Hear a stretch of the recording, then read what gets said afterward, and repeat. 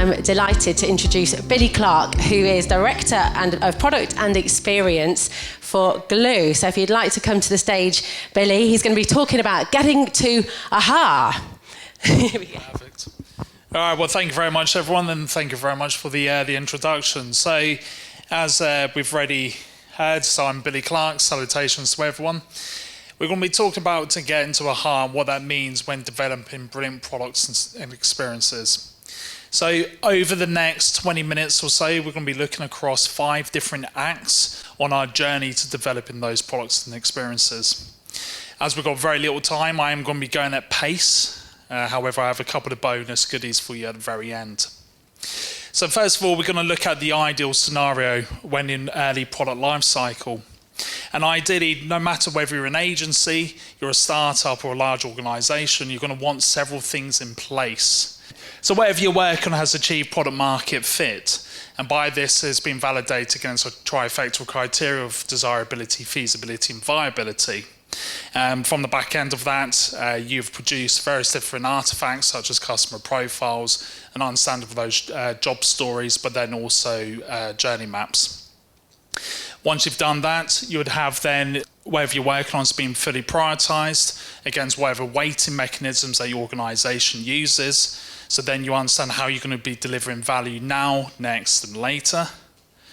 And then finally that you'll be using some form of customer-centric approach, something like the double diamond or a variation of it.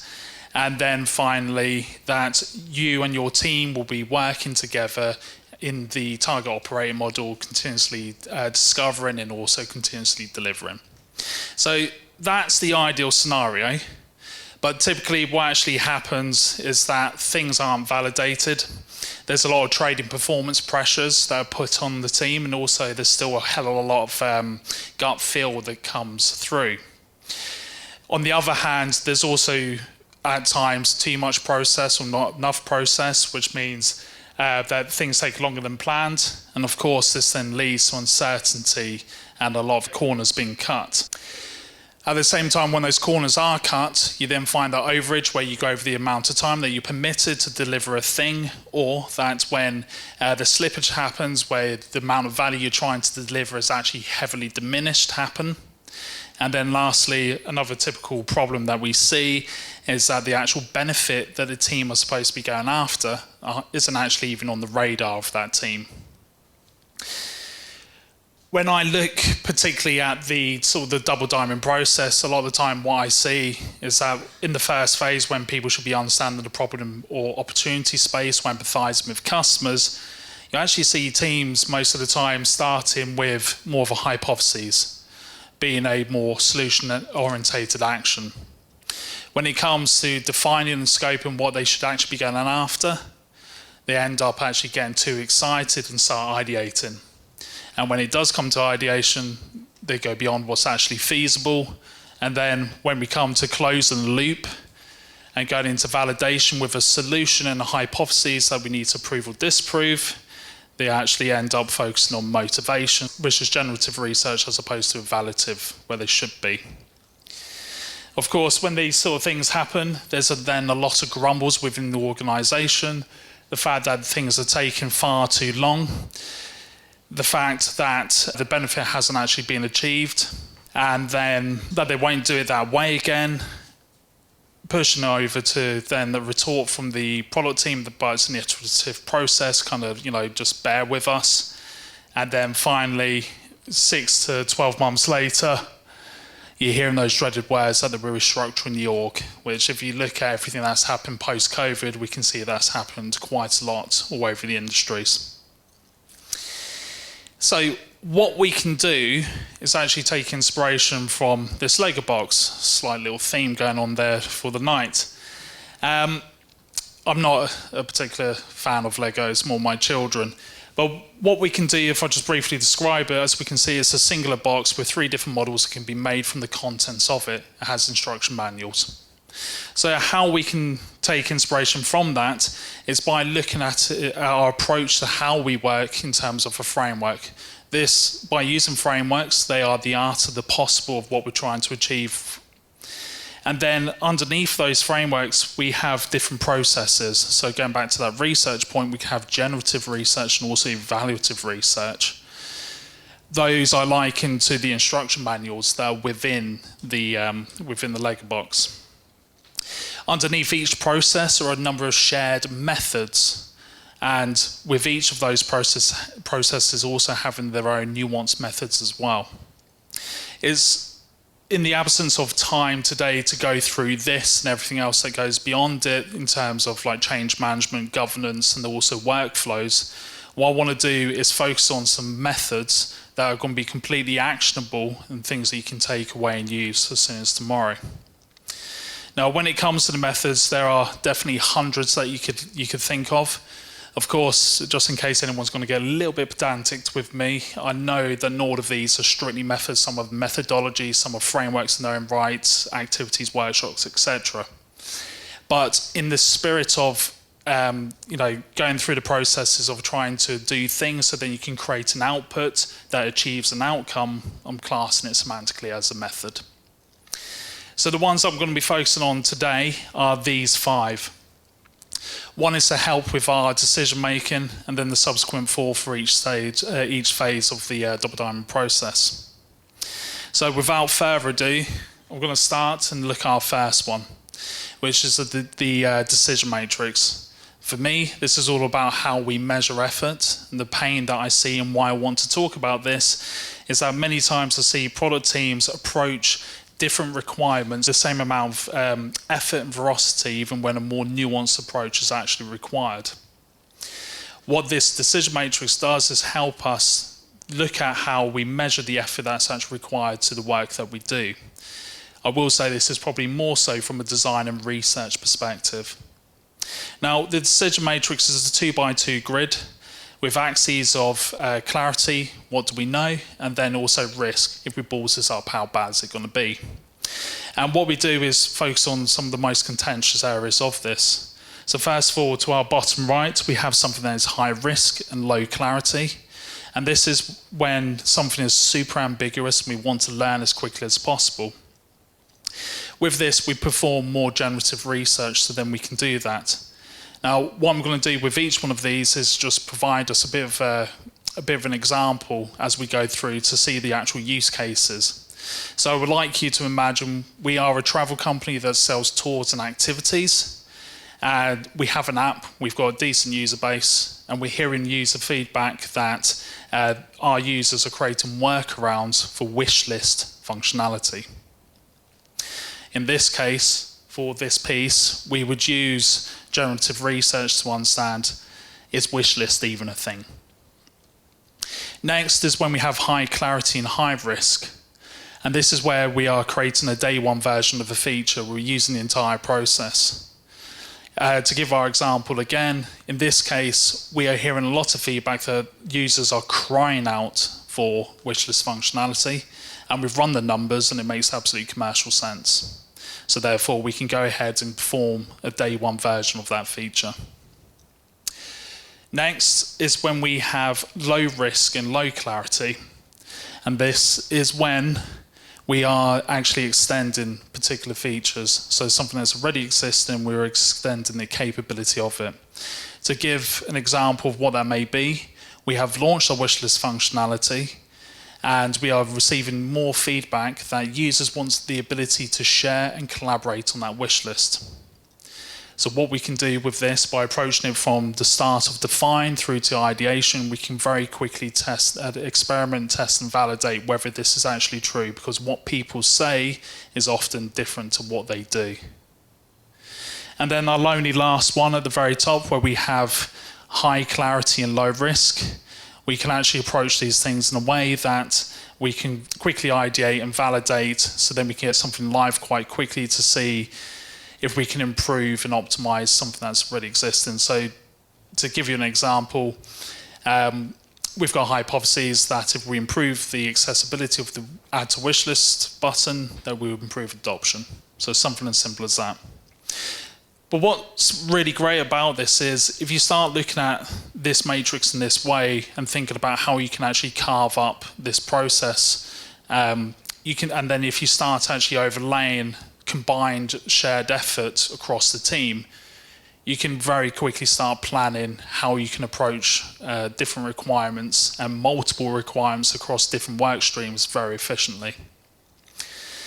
So that was the first method. You've probably seen things very similar like this across LinkedIn or various other places, hopefully not in the way I've just explained it. So yeah, that was our first method. Now we're going to go into our second method, which takes us into the understand phase. And in particular with this method, I want to focus on writing insights. And for me, this is all about how we introduce standardization into our work practices. The reason for this is, especially as research, although hugely important, doesn't seem to be as big in the larger organizations, is either a growing practice or a revolving door practice where contributors are coming and going. A lot of the things I see is that a lot of teams aren't actually having a single source of truth of how they go about the research. So this method is going to introduce a way that we can do that. So first of all, one of the things we need to do is to have a look at an insight. So if I was to look at this insight, I'll probably actually retort against it. Insights that aren't actually made up of quantitative data, nor are they showing a preference or a wish, and there's certainly not an observation. If anything, I would actually say that's a bad insight. And probably actually more so two pieces of raw data just smashed together. But if you came to me with this version, which is based on the same topic and subject, I'd be a little bit more warm to it because it's telling me about user behavior, it's challenging my thoughts of what's actually going on, but then after that as well, it's pointing out the founding principles of why something may be happening. If you came to me with this, I'd say that's a much better insight. Now let's say we could agree amongst ourselves that yes, this is a good insight and that's how our organisation would like to move forward with it. What we can do next to start our standardisation is actually create it as a template that is then reusable and repeatable across the org. However, if this was as far as we were going to go with this method, it wouldn't actually be of much use because it doesn't speed up any of our workflows. So what we can do next then is actually start thinking about generative AI and how we can use that within our practices. With a simple prompt that made of 4 parts, we can really speed up our workflows.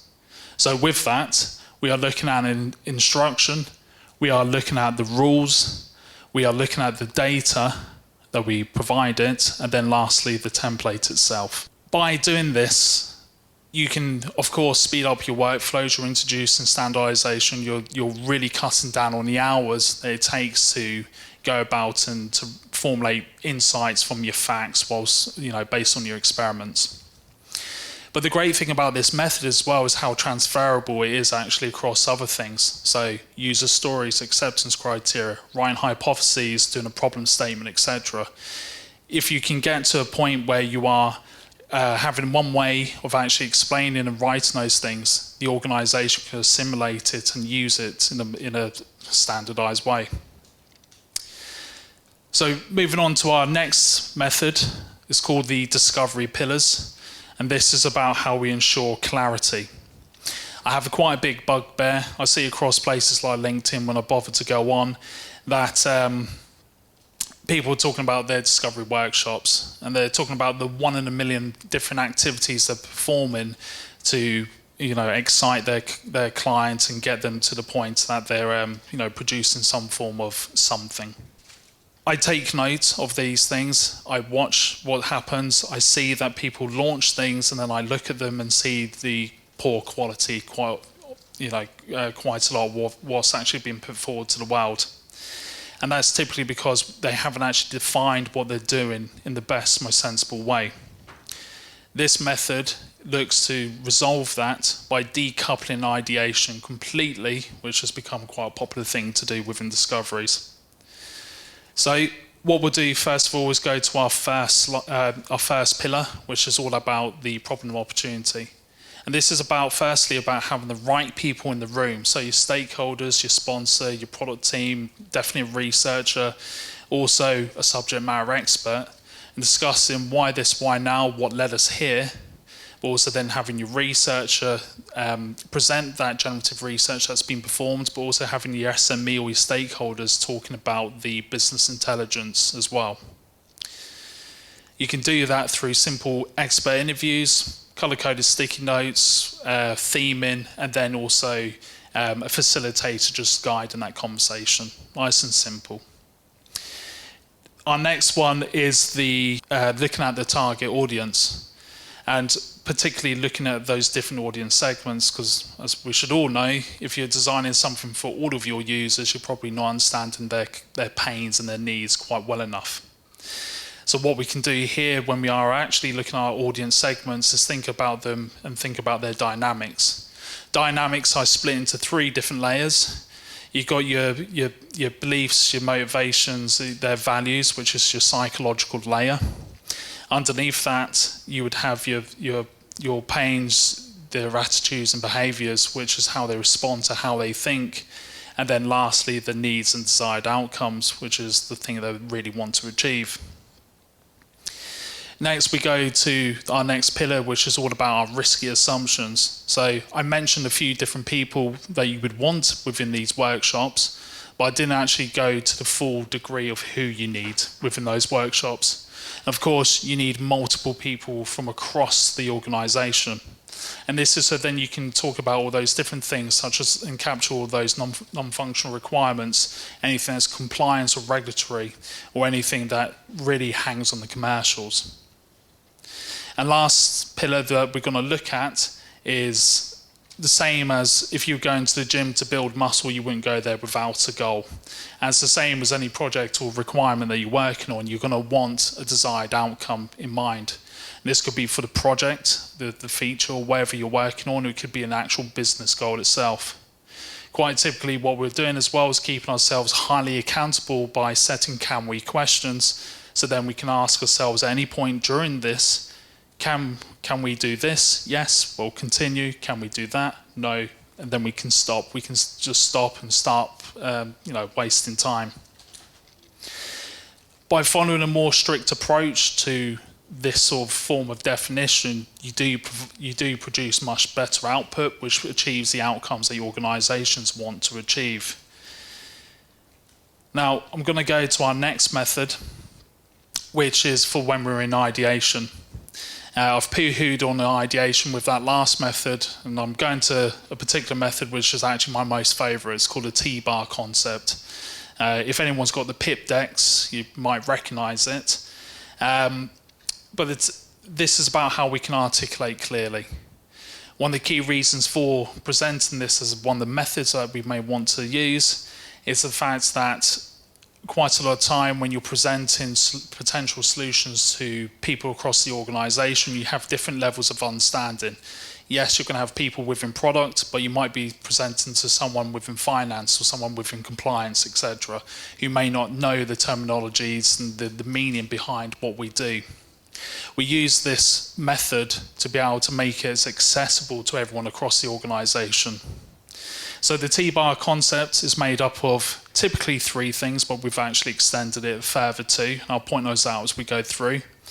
But essentially, if I have a solution, I'm going to give it a title. I like to, call a spade a spade. So if it was something like a share sheet that I was designing, saying that was the solution to one of the problems, I'll just call it share sheet. Next, it needs to be a visual.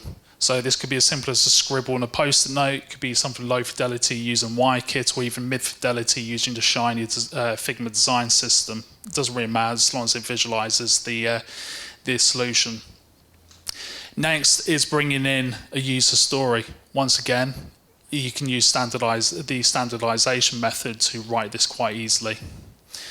Where we've extended the T-bar concept through years and years of using this is then, like your favorite crime documentary, using a link chart, so then you can link this solution back to the insight that made this a thing in the first place. And then lastly, because larger organizations need this, we spell out what is the expected business benefit by doing this. If there is no benefit, you probably shouldn't be doing it in the first place. As you can see already, I hope you agree, this as a way to present a particular solution. You could have 20 at a time if you've just gone through, your research and your workshops, is a much easier way, more understandable way from anyone within the organisation to go, why are we doing this? I like the look of it, but why are we doing this? What is it going to achieve for our users? What's even more useful is when we think about how we prioritise the different solutions, especially when we've got 20 odd, which we can never actually complete within the sprint, which ones are we actually going to move forward with and actually build on. So this brings us to our final method. And this is going to be looking at task analysis, which hopefully most of you will know what task analysis is. But task analysis is a way to understand, how our journeys, especially in early product lifecycle, are actually going to perform when they're in users' hands. It's quite typically a blanket term of usability testing that's often mentioned without actually understanding that's for products that actually have achieved maturity or some form of decent adoption. It's definitely not meant for early product lifecycle. With the task analysis, what we're going to be looking at first of doing is setting that user goal. By setting a user goal, we can think of the tasks that the user will be doing to complete that goal. And then under each one of those tasks, we can also think about the steps that they must take. We do this method quite often because it helps us frame what we're actually looking at in a very simplistic way. It's quite an easy way for anyone within an organisation to understand a journey and also the action that the user must take in a very single snapshot way. What's even better is it can be used across both a one-to-one qualitative moderated interview with the aspect of observation behind it, and then also it can be a one-to-many quantitative unmoderated test where you're watching back your recordings as well. Whilst you're actually doing that observation, however you're doing it, you can use color-coded sticky notes to quite quickly say, this is working really well, here's where we need some improvement, and this is where we need to fix before we go live, otherwise it's all going to fall apart. Framing things in this way helps you massively to understand where you should bet your investment. If I was to look at this, anything that's red or has a high amount of, sort of bad feedback, sticky notes, that's where we should fix, definitely. We shouldn't probably fix everything because it's just wasted time. We can move forward with pace. And that kind of brings me to the end of our methods. And of course, there were many that we could have spoken about tonight, hundreds. But what I want to say is I want to say now something quite controversial. Now I'm coming to the point of wrapping all my talk up, and that's the fact that I don't actually think that methods are important. Although I've just talked to you guys about the methods over and over again, going across 5, I don't think the most important thing. For me, what I've been trying to get across is actually these foundations, the conditions for success. Because when you have those conditions for success in place, things like decision making, framing, articulation, clarity, etc., that means that your teams will know why, what, when, and how to use various different methods to achieve different types of outcomes that your organisation is going after. And when you know how to do that, you can balance process with creativity and then essentially end up to a position of precision and predictability. For me, my teams, my clients, when we achieve all 4 of those things, that's why classes get into AHA. So that brings us to the conclusion of my talk. Big thank you to everyone. I do appreciate I absolutely whizzed through all of that. There's a lot of sort of deep topics there. So what I've done is produced a mirror board that's accessible for everyone. Scan it with your phone, jump into it. That mirror board has 2 types of different boards on it. There's one that's for practical use and another that shows you the how-to behind it, steps, scripts, whatever. Also, connect with me on LinkedIn if we're not already connected. And then also Glue has an upcoming workshop called Systemize and Product, whereby we explore the areas of frameworks, processes, methods, change management, governance, etc. And the reasons why you'd want to systemize, what it means to systemize, and then how you practically actually go about systemization. So thank you everyone, much appreciated, and hope you enjoyed that. Thank you.